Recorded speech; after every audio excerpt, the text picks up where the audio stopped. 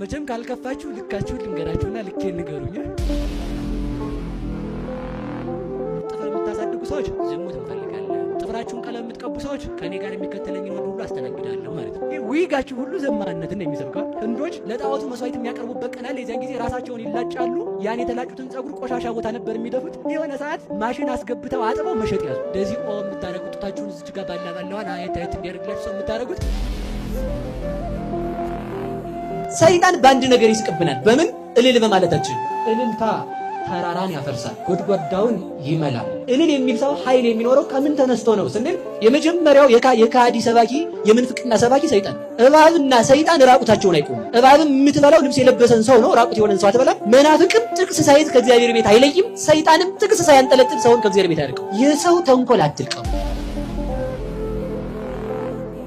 እግዚአብሔር ግን የሚወደውን ብቻ አልፈጠረም፣ የሚጠላውን ዲያብሎስንም ፈጥሮታል። ለምን? ከቸርነቱ የተነሳ።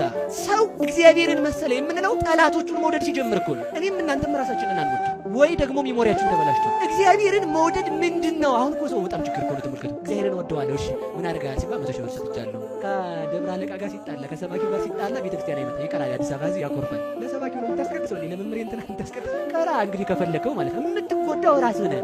በኃጢአተኛ ካህንም ቢሆን በኔ ቤተ ሰባኪም ቢሆን በሌባ በእናንተም ቢሆን የእግዚአብሔር ማኅተም ይሰራል።